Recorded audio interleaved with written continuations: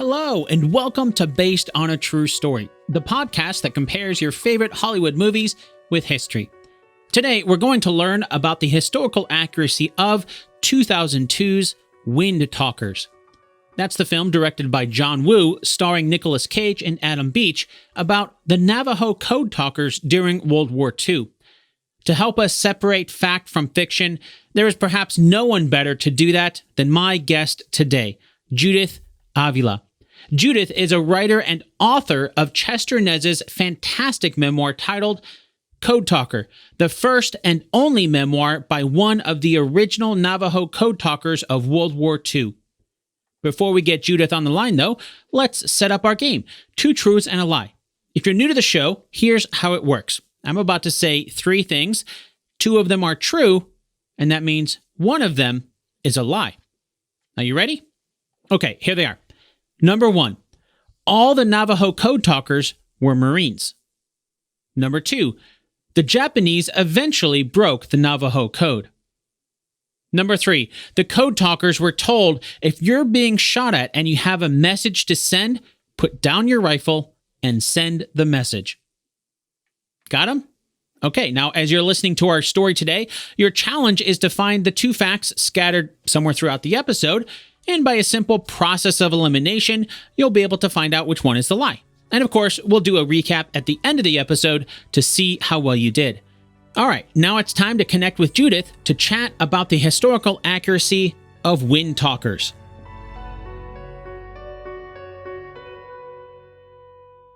Let's start the same way the movie does, by introducing us to one of the main characters, a Navajo tribesman by the name of Ben Yazzie, and in the movie he's played by Adam Beach.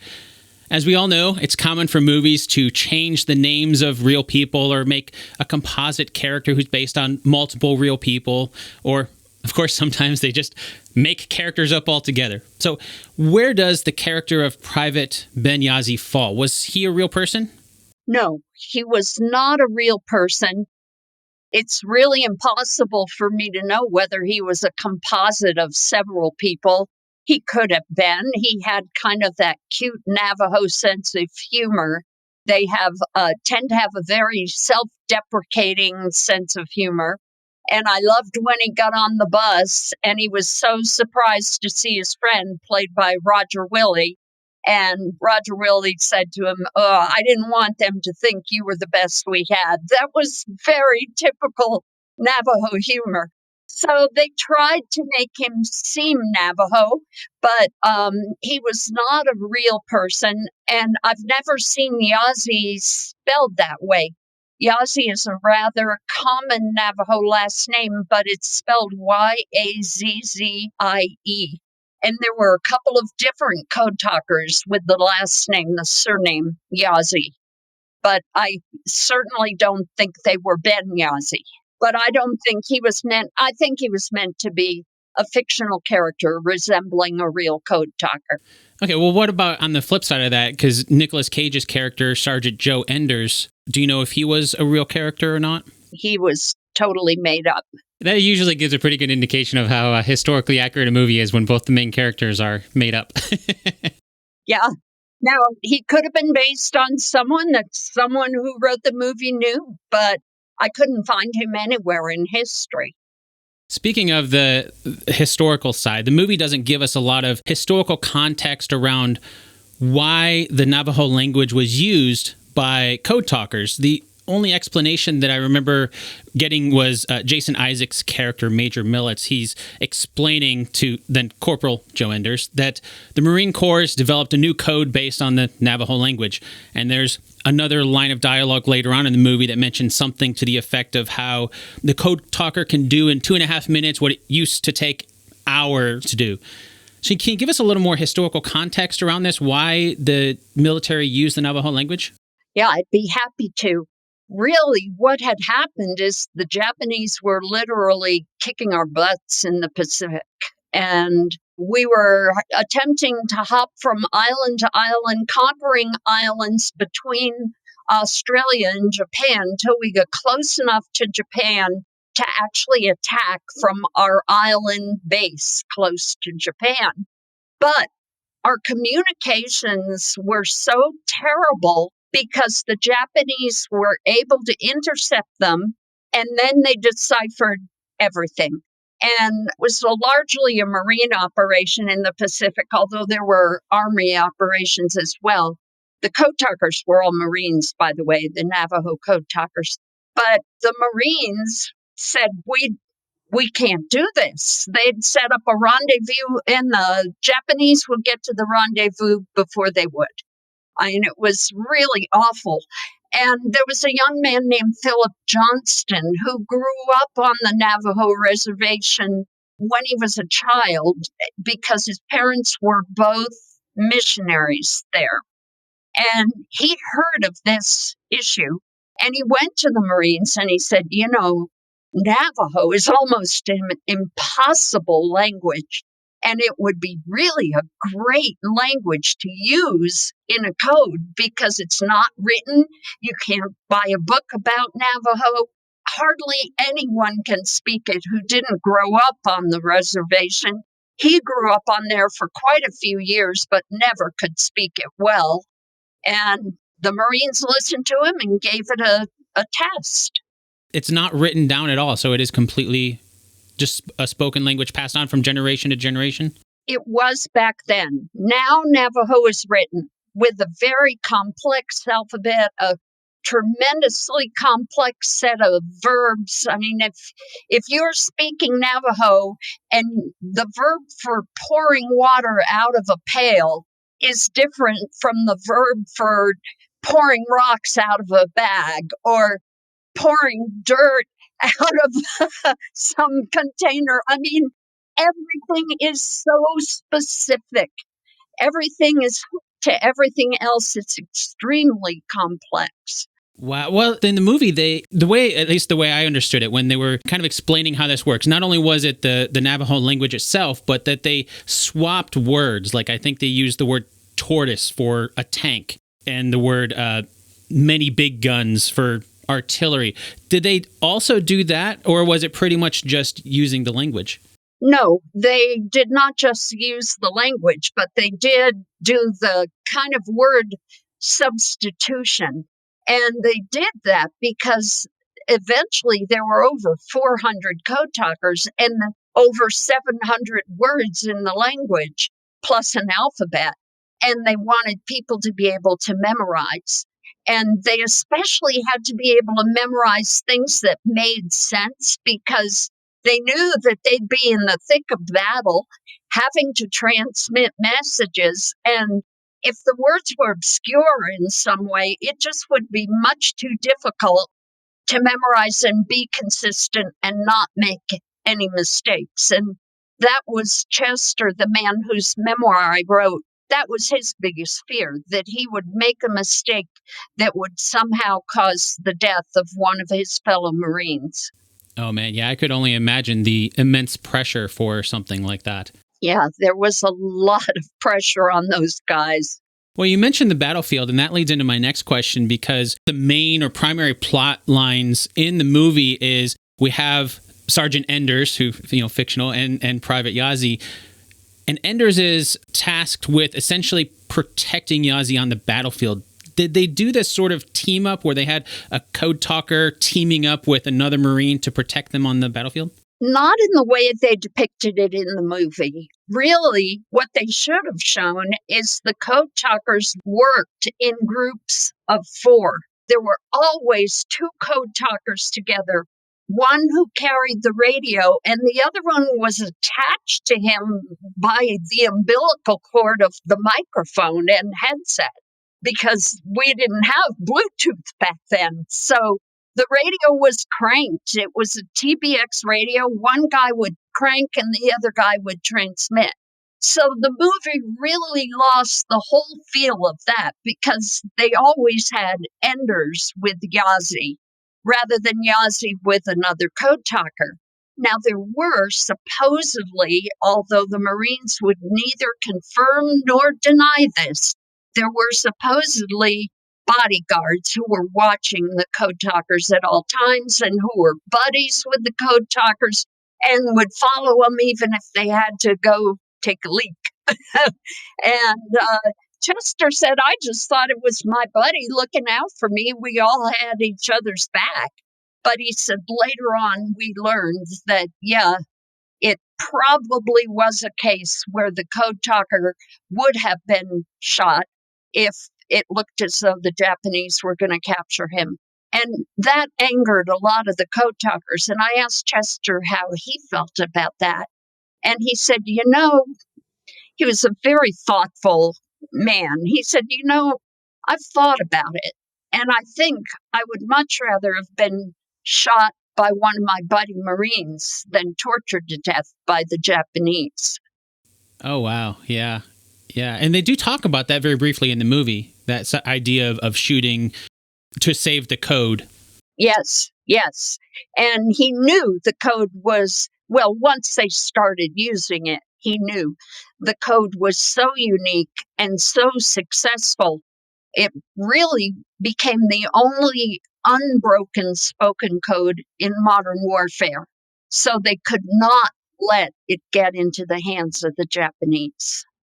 There was a part in the movie I remember where the Japanese did capture a Navajo, but he was not a code talker, and so he wasn't able to help them break that code. Do you know of anything like that where if they were able to capture the language, then they had this extra code on top of it, but would they be able to piece that together, or was it that more complex on top of just the language?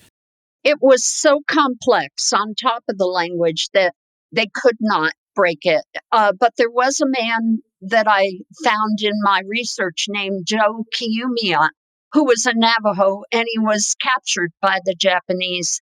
And they tortured him. They left him out in the cold until his feet froze to the ground. They did all kinds of horrible things to him, trying to get him to break the code. Somehow they decided it was Navajo. No one knows how they decided upon that. But Joe Kiyumiya just said, this is total gibberish. It makes no sense at all. No sense.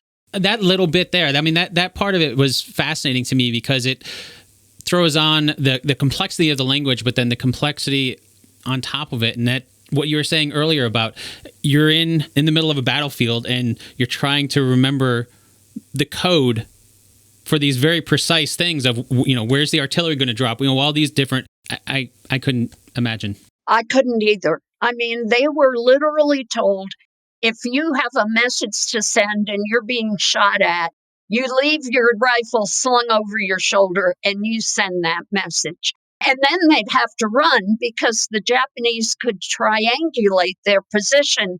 Even though they couldn't tell what they were saying, they could hear the transmission. And so oftentimes they'd transmit and run, and within minutes, artillery would hit the exact spot where they'd been. So there was a lot of pressure. And if those guys hadn't grown up going to enforced boarding school, I don't know how they would have withstood the pressure. But from the time they were little kids, they were under a lot of pressure because boarding school was horrendous. And I think that really prepared them in some ways to be code talkers. The movie doesn't make any sort of mention of boarding school. What are you referring to there? Well, the movie doesn't show any Navajo culture whatsoever, except for a little ceremony that would never have been performed in the midst of battle on an island where Roger Willie's character is blessing Adam Beach's character. And that would not have happened. That happens at home on safe soil. But the boarding school was something that the Navajo kids and all Indigenous children were forced to attend. And if their parents didn't allow them to attend, the police would come and get them and bring the kids to school. And the boarding school was supposed to erase the Navajo culture and make these kids part of the larger culture.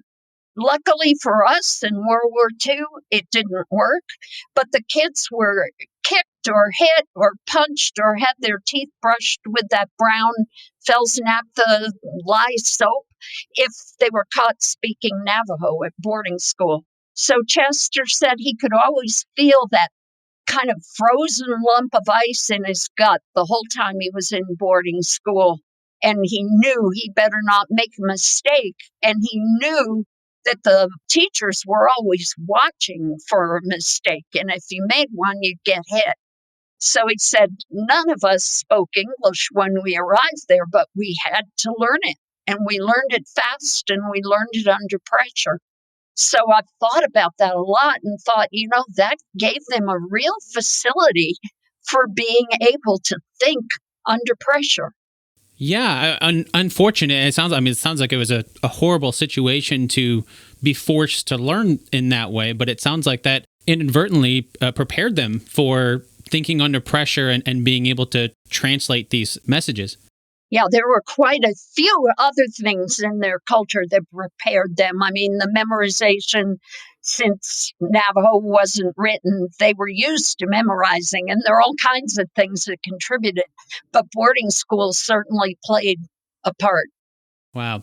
Well, heading back to the movie, that leads into something that I wanted to ask about. And we see some pretty blatant racism from some of the white soldiers in the movie. And there's an example where Christian Slater's character is, I think he was teamed up with Charlie Whitehorse, and they're playing poker around the table, and Christian Slater's character asks Charlie if he wants to come sit and play. And then Noah Emmerich's character, Chick, is like, are you serious? Like, this poker game has to be segregated.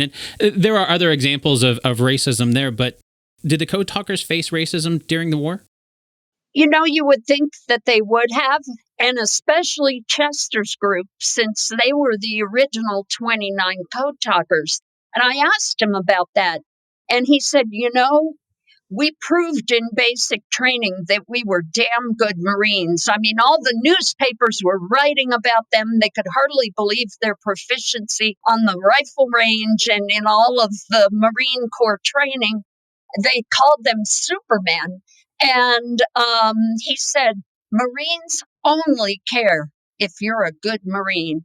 And he said, we had their backs, they had our backs. I never experienced any kind of prejudice. He did say that they referred to them as Chief. They'd call him, hey, Chief, come on over here. And he said, but I don't believe that was any kind of a derogatory, that it was said with derogatory intent. He said being a chief is a good thing. But nowadays we consider it prejudice to use that.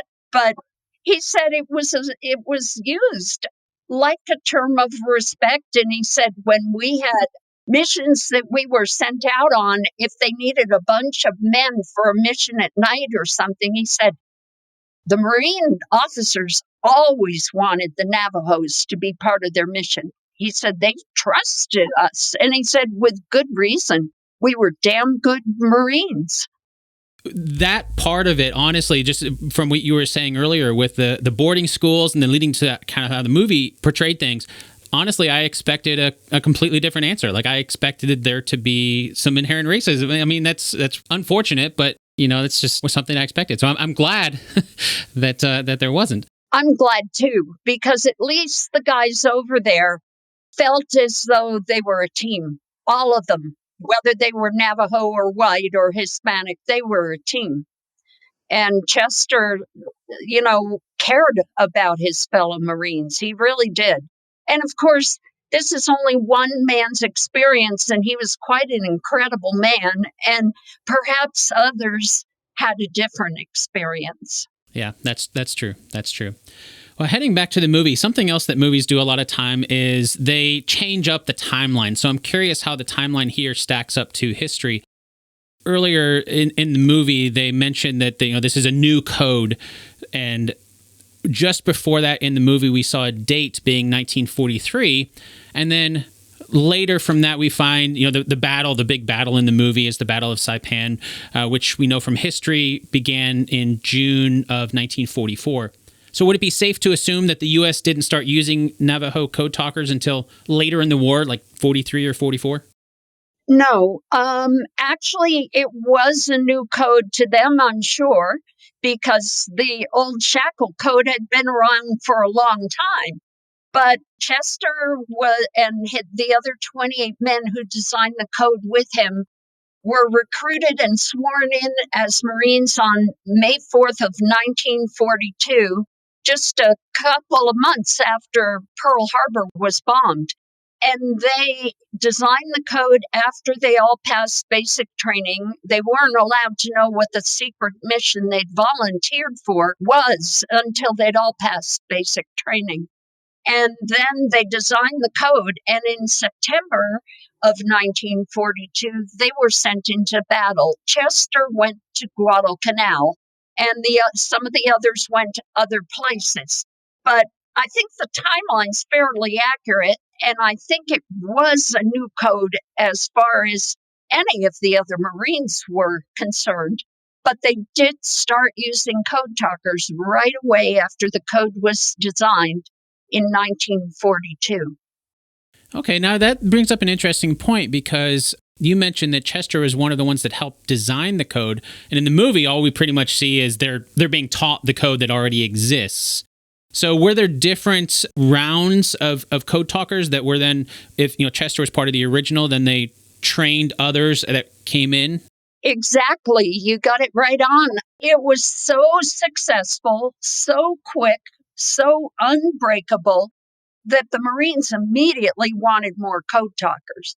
So they recruited actively young Navajo men, and there were about 400 additional men trained as code talkers, and they were trained by existing code talkers. 2 men always stayed in San Diego to train the new upcoming code talkers. I'm going to just assume then, and give the movie a little bit of a benefit of a doubt here, saying that since this is happening later in the movie's timeline, maybe they're just an alternate level of it. Yeah, no, that's true, because they didn't show the design of the code, which was fascinating. But it was already in use by the time we get to Windtalkers, the movie. So they were being trained in San Diego and then sent out. Yeah, but that left it in question. That left it as though maybe some white guy designed the code, or maybe the Marines designed the code, and that was not the case. That's exactly as I was watching the movie when Ben is in there in the training room, and they arrive and they're being trained on this code. What I assumed was this is a code that the Marines came up with as, maybe based on the Navajo language, but they came up with this and they're teaching it to other Navajo to be able to pass it on. No, none of the Marines could make heads or tails of it. They couldn't. There's no way any of the non-Navajo Marines could have taught the code. I mean, I guess that's when you have a good code, when nobody else understands it, right? Exactly. That leads into something else I'm curious about, because the way that we see things in the movie, we get kind of an idea for how the code talkers worked. And you mentioned this a little bit earlier, on the battlefield in groups of 4. But then we also see, in particular, there's a scene where they're talking to someone, I believe, on the USS California to bombard coordinates on the island. And we see cutting between Ben and Charlie on the island, and then cutting to someone else. I don't remember if we get his name or not, but another Navajo code talker on the ship. And meanwhile, and then it does cut to the Japanese, and they're kind of intercepting. They're like, are they underwater? Is this even English? Like, they don't know what's going on. But how well did the movie do showing how they communicated? Did there have to be another code talker? What I'm assuming there is, you mentioned they were all Marines, which, of course, division of the Navy, but on all the ships, like, did each ship have to have a code talker? How did they communicate back and forth? They would have 4 code talkers on the land, 4 code talkers on the ship, one of the ships at least, that could bombard the land. And they'd communicate back and forth about what needed to be done. And then there were usually 2 more code talkers who kind of stood in wherever they were needed. And oftentimes these guys would be transmitting messages for 36 hours at a time. No sleep, no food. I don't know how the heck they did it. And when the Marine Division went to R&R in Australia, the code talkers weren't allowed to go, because they couldn't replace them yet, the original guys. So it was rough. It was a rough duty. Wow. Were there any situations then where they were forced to adapt in some way? I'm thinking of, if you have 4 on land and 4 on the ships, particularly on land, you're in the middle of the battle. That's almost a bottleneck where, what happens if they're incapacitated or killed or whatever that might be? Did then they have to revert to not using the code then? I would imagine that's what they'd have to revert to. But the 4 were not all together. It was 2 and 2. And then there were the 2 extras that were ready to jump in if they were needed. Okay. I was imagining all 4 together, and I was like, that seems like an easy target that, the Japanese may not know where they are, but... Yeah, they weren't all together.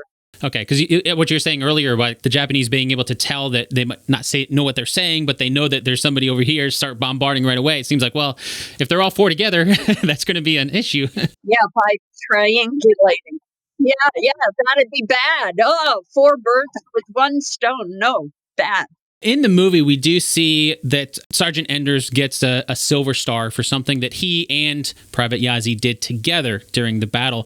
And as I was watching this, again, another assumption that I got while I was watching, that Ben Yazzie did not get the medal because he wasn't white. Going back to the racism there that we saw in the movie, the commanding officer that gives it to Sergeant Enders, great job, and Enders says, Yazzie did it too, and the commanding officer is just like, keep it up, good work. That just kind of passes him over. Yeah. Oop. Yeah, exactly. Very few of the Code Talkers got any kind of commendation until 2001, when they got the Congressional Gold Medal for the original Code Talkers. And the reason the Marines gave was because code talking was a new category in the Marines, and they did everything by the book, and there were no rules in the book for how a code talker could earn himself a commendation. The few that did get commended were commended for other duties that they were assigned to, maybe even on the fly, that weren't code talking duties, but were regular Marine tasks. And so the Marines got around the idea of prejudice that way. And I can't speak to the idea of prejudice the way the movie showed it, because Chester didn't actually see that. But it does seem to me that the Code Talkers were so important to the war effort, they really could have done something to try to get them some sort of recognition. Earlier on, in 2001, when the original guys got the Congressional Gold Medal, only 5 of them were still alive. Yeah, that's a long time after the war.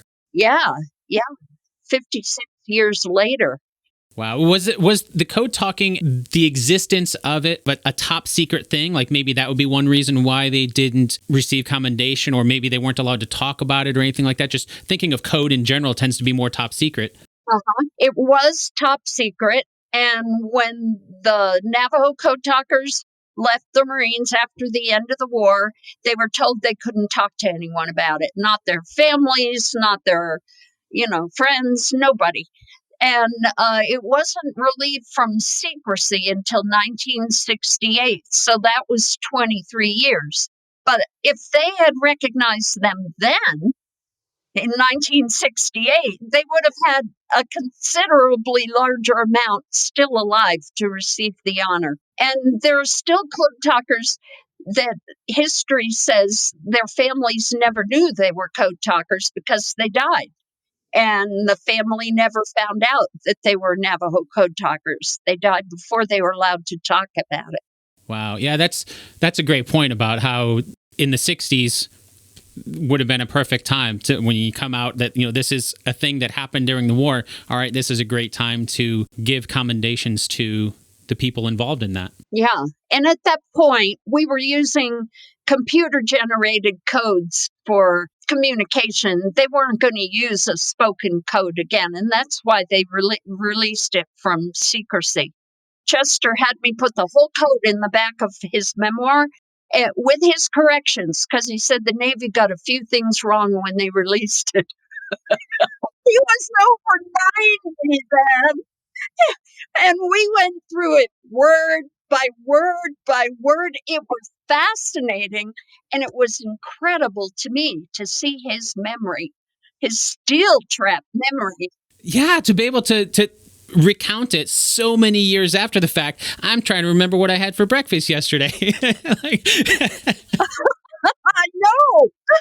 Me too. that's impressive. Wow. That just speaks to the type of person that he was. That's impressive. Yeah, he was really an incredible man. Knowing him literally changed my life. So how well do you think the movie did portraying the Navajo culture? The little bit of culture it portrayed, I found a couple exceptions to. For one thing, when one of the Navajo men was hit by artillery, he wouldn't yell or scream the way that Ben Yazzie did when he was hit in the movie. I asked Chester about that and I said, well, why not? And he said, we didn't draw attention to ourselves. If we needed a medic, someone else would call a medic for us. We'd just lie there quiet. It's the exact opposite of what I would do. Say that again. Yeah, me too. Heading back to the movie, we see some interesting character arcs in the people who are fighting alongside the Code Talkers. We've talked earlier, about Enders and Sergeant Henderson. They start to befriend the Code Talkers that they are assigned to protect. Initially they were both against it, and then towards the end we see Sergeant Henderson just playing their harmonica alongside Private Whitehorse. He's playing on his flute, playing harmonica. They're playing together. Can you give us some insight into how the military's treatment of the Code Talkers changed over the course of the war? From it sounds like from the early 40s when they started to towards the end of the war. Well, I think the most important thing is the Marines realized how valuable they were. And out of the 420 Code Talkers that eventually fought in the war, only 13 were killed. And they were always with the front lines. So they were always in positions of danger. So it shows you how carefully they were protected. And the Marines were told over and over, these guys are making the difference for us. Something happens to these guys, you're in trouble, as well as we're in trouble. And so the Code Talkers were well respected. And I think they'd earned it. I mean, they certainly had earned it. But it was a good thing that the Marines recognized how crucial they were to the war effort. Now, you mentioned that they were only in the Marines, but then, if the Marines were talking about how crucial they were, do you know if any other branches of the military wanted to use them as Code Talkers for their operations? Yeah, the last island that Chester fought on was called Engower, and that was an island that was being attacked by the Army. They were trying to conquer that island, and they needed Code Talkers. And Chester and a couple others went over just for a few days to help them with a specific battle that they needed them for. And while they were there, one of the soldiers captured them and held a 45 to Chester's head and said, you are a damn Jap in a Marine uniform. You're a spy, and I'm going to shoot you right here. And Chester convinced him to go talk to his communications officer. And of course, the communications officer nearly fainted on the spot and said, wait, no.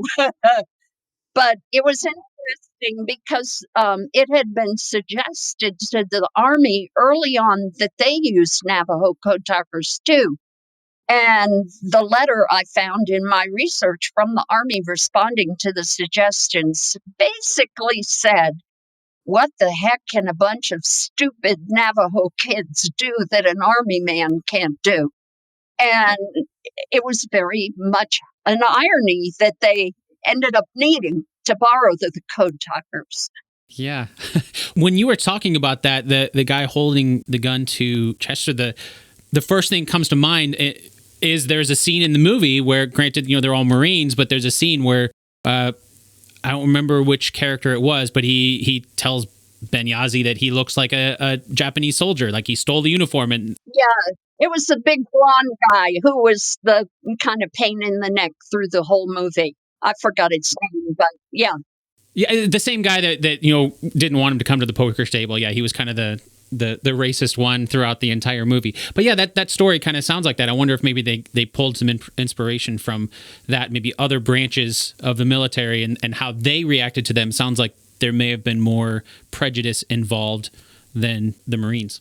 I think there might have been. And actually, historically, many of our Native American tribes are related to Asians who came across the land bridge from Asia to Alaska. So there is a relationship there, but the guy in the movie was doing it because he was nasty. Well, yeah. I'm curious because you mentioned some other Native Americans, and what about the Navajo language made that work for code talking and not some of the other languages? Was it primarily because it wasn't written down and they knew that if it's not written down, then the Japanese are not going to know what it is? That was a big deciding factor. And another large deciding factor was at the time, there were about 250,000 Navajos on the reservation, and many of them joined the military. So there were plenty of young Navajo men who could be used as code talkers. Now, I think some of the other native languages were just as complex and could have been used. And actually, 33 tribes have been recognized by Congress as having provided code talkers.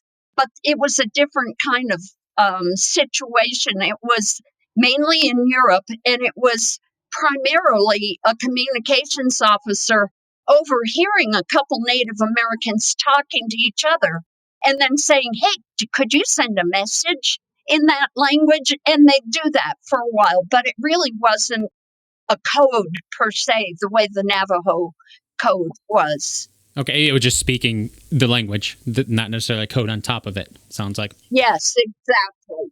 Okay. One of the things, taking a step back from the movie and just looking at it overall, a big impression that I got was that the code talkers were only trained to be radio operators. Yeah, they were in the battleground, but it was really only because they needed to be there to transmit messages and such. And of course, mentioned earlier, they have the Marine bodyguards assigned to them. And so the overall idea that I got watching this was that, for lack of a better term, the code talkers were seen more as just a supporting role to the rest of the fighting force. How well would you say that the movie did showing the roles that the code talkers played during the war? Well, I think they were misleading in that they didn't have them working with each other. But also, the code talkers, when they went through basic, they got the highest marks on the rifle range. They were sharpshooters. Almost all of them were sharpshooters or better. And so it was difficult for them to be carrying a weapon, but to know that they couldn't use it if there was a message to be sent, that had to take priority.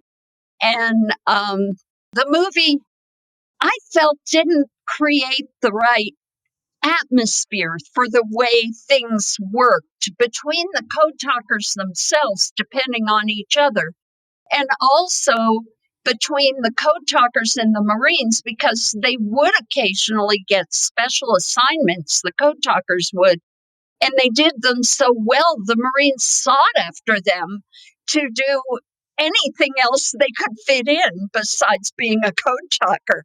So the movie kind of implied they're just supposed to code talk, and that was their primary objective.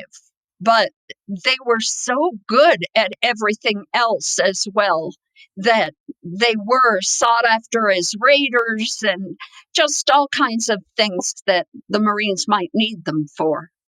Yeah. No, that's a great way of phrasing that, because that's exactly what I was thinking when I was watching the movie. Is they're pretty much just there to be the code talkers, and that's it. Like, they're not allowed to do anything else. But it sounds like it was very, very different. It was very, very different. Yes. They did a lot of other things. I mean, whenever the Marines could find time for them to do other things, there were times when they couldn't because the messages were crucial. The messages sent by the code talkers went so fast, and in the midst of battle, that was crucial. I mean, they couldn't use the shackle to tell the artillery where to shoot because 4 hours later, it was meaningless. Right. Yeah. No, I mean, time is crucial in battle. I can only assume. I have not been in battle, but I would assume that would be very important for sure. Yeah. If you were in charge of directing the movie, what's one key thing that you would have changed about it? Certainly, I would show much less Nicolas Cage and much more Code Talker. Another thing in the movie that threw me off was the reaction to the food. I think that both Ben Yazzie and Whitehorse took a look at the food and kind of looked askance at it. And Chester had told me, oh my gosh, the Marine food was so good. In basic training, he said no one ever left a morsel on their plates. Now, later on, when they got to the islands, they didn't always have the best supplies. But he said they ate everything they could get their hands on anyway. But I think what I would have shown is at the end of the movie, I would show how our attitude as a nation had changed towards the code talkers. Because when Chester died, and he was the last of the 29 original code talkers, his funeral was incredible. I mean, the Marines flew officers out from Quantico, Virginia to Albuquerque to attend the funeral. The governor of New Mexico had all the flags flown at half staff. Current and past Navajo Nation presidents came to the funeral. There were something like 5,000 or 6,000 motorcycle honor guards taking part. I mean, it blew me away. And the funeral was in Albuquerque, but Chester was buried in the National Cemetery in Santa Fe. And the police closed the 55 miles of freeway between Albuquerque and Santa Fe for the funeral cortege. So there were cars pulled over to the side, people saluting from the side of the road. There were people on the overpasses, fire trucks, crews waving. And that's something I would have loved to see in a movie. Now, of course, all of that hadn't happened yet when Windtalkers was made. But the fact that we came to so appreciate our code talkers once we understood the history is huge. And so if I were making a movie now, that would definitely be part of it. That would be an important part of it to show we'd learned as a nation. Yeah, no, it sounds like that would be a great way to honor his memory. It was very different than the implication that I got watching the movie. Very different from the feeling I got, too. Even the Red Sox sent him flowers to thank him because they believed he broke the curse of the Bambino when they finally won a World Series again. Okay, well, that's another story. How does that tie? How does he tie into the Red Sox? Well, I'm getting into Chester, not the movie, but it is interesting. What the heck? He was in Boston speaking at Harvard, and the Red Sox got wind of that. And you know how superstitious baseball players are. And they called up someone at Harvard and said, hey, this guy is here in town. Do you think we could get him to throw the game ball out and give us a blessing? So he got a police escort to Fenway Park, and he got there just in time to throw the game ball out. He threw a strike, and he gave the team a blessing. And they started to do better. And he went back home. And during the World Series itself, when they were down, they called him at home and said, Chester, you think you could give us another blessing? And he said, sure, I can. And he gave them another blessing. And after that, they won every game of the World Series and won the World Series for the first time since they traded Babe Ruth to the Yankees 86 years before. So they loved him. They sent a big bouquet of white roses, and the card just said, thank you. That's so great. That's such a great story. I had no idea. Isn't that great? He had an amazing life. Circling back to the movie real briefly, what is one of the biggest myths about the Code Talkers because of the movie? The biggest one is that the Marine bodyguards actually killed Code Talkers. There was not a single instance where a Marine bodyguard killed a Code Talker. Now, perhaps they'd been told that they had to if capture looked imminent, but none of the Code Talkers ever got captured, and none of them were killed the way Nicolas Cage killed Roger Willie's character, Whitehorse. Yeah, with I think it was a grenade or something. Yeah, it was a grenade, and it was pure Hollywood. That didn't happen. Well, it sounds, you mentioned earlier, there's 420 and only 13 of them died. Yeah, and one of those 13 was killed by friendly fire because he made the mistake of standing up at his foxhole in the middle of the night to take a leak, and he got shot because they thought he was a Japanese. The Japanese used to invade at night, and it was just a terrible mistake. So 12 were actually killed in the line of duty, and the 13th was killed by friendly fire, and the poor corpsman who shot him never got over it, I'd been told. So Chester, I guess, knew of his family, and he said he couldn't get over the fact that he'd killed a fellow Marine. Wow. Yeah, I can only imagine the guilt that would come with that.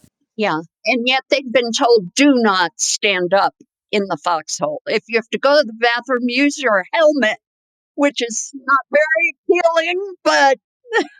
It's not, but it's also, it goes back to, I mean, I haven't experienced war, so I can only assume, but there's so many, like, I would make mistakes like that. I make stupid mistakes all the time at home without the pressures of battle and people shooting at me and all this stuff. And so I can only imagine, I would be somebody that would make a mistake, like not remember things. And I would too. I mean, I feel great sympathy for this guy because it was a natural instinct. You got to go, and you're outside already. So why not? Yeah, you don't think about it. Well, thank you so much for coming on to chat about Windtalkers. I know you had the honor of working with Chester. We talked throughout this on his memoir called Code Talker, the first and only memoir by one of the original Code Talkers of World War II. Now, for someone listening to this, can you let them know a little bit more about your book and where they can get a copy, as well as learn more about your work? Sure. The book is really a first-person account as told to me by Chester. I recorded his stories for 3 years, and then I arranged them all into kind of a book format and wrote them down and got them published. But the book came out from Penguin. It's been a bestseller ever since it came out in 2011. It still is. It's selling more now than it has for the last 5 years. It's incredible. It's really, many people have said to me, I was absolutely there in the foxhole with them. And women as well as men have said that. So I feel like in writing this with Chester, we have preserved such an important part of history. You can find the book at pretty much any bookstore and, of course, Amazon. And many museums carry it. It's pretty much anywhere that any other mainstream book would be. It's been a life-changing experience working with Chester and learning about the Navajo culture and the Code Talkers. And I feel so blessed that I've been able to contribute some small amount towards preserving that incredible history. I'll make sure to add a link to that in the show notes for this. Thank you so much for sharing some of that information with us here today. Of course, Dan. I've enjoyed it. I love talking about those guys. They were amazing, those Windtalkers.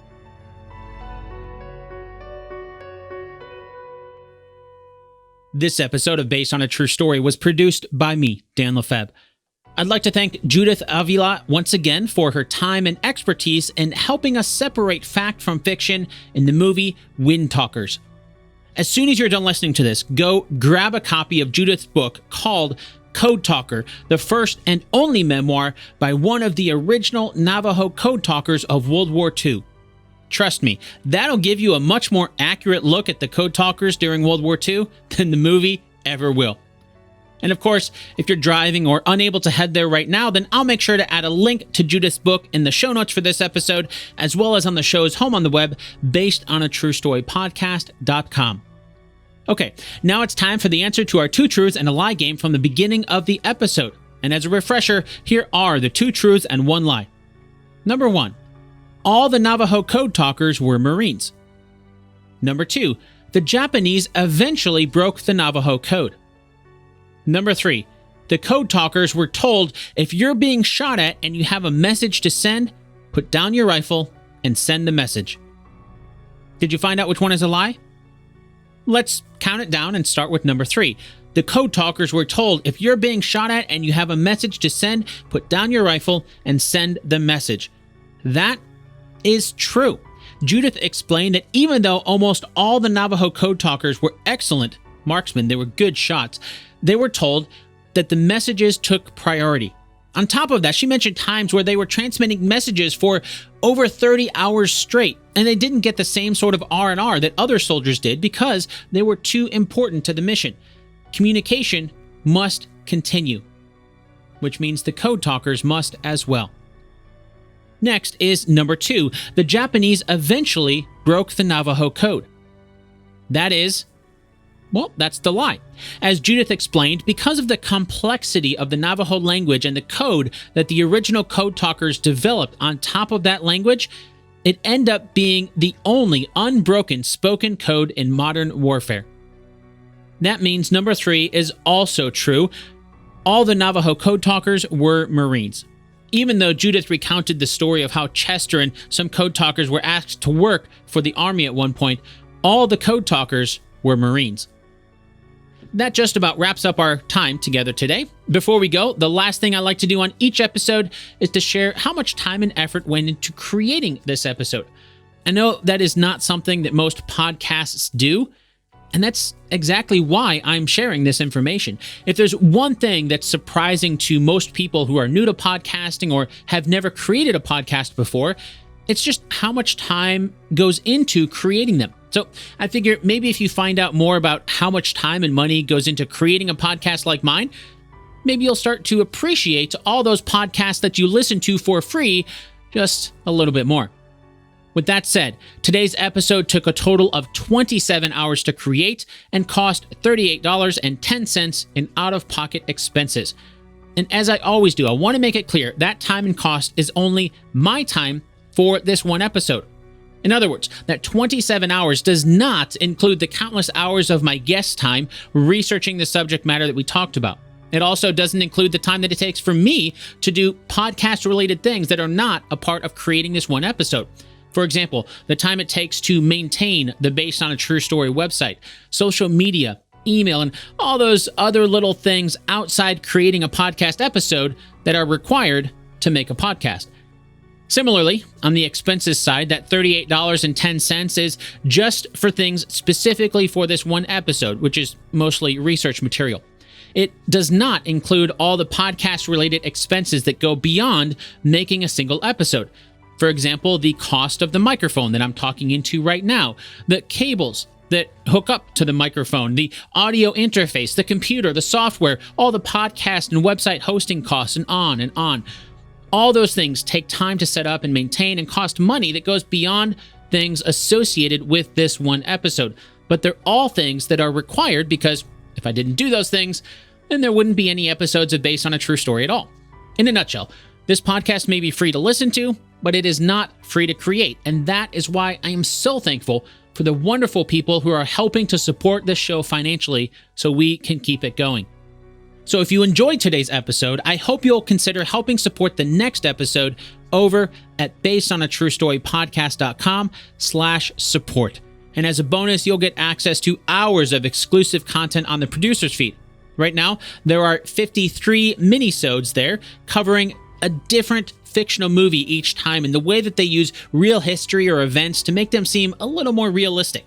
For example, over the past few weeks, we went through all of the Indiana Jones movies, wrapping up the franchise last week with Indiana Jones and the Kingdom of the Crystal Skull. In that minisode, we learned about some of the real crystal skulls and the conspiracies that the movie used to help sell the realism of what is otherwise a very fictional story. There are hours and hours of bonus content available immediately and plenty more planned and in the works, all just as a way of saying thank you for helping me keep the lights on here at Based on a True Story. Once again, you can find out how to support the show over at basedonatruestorypodcast.com/support. And in the meantime, if you'd like to add to today's story, hop onto the Based on a True Story Facebook group. Or you can reach out to me directly on Twitter where I'm at Dan Lefebvre, DANLEFEB.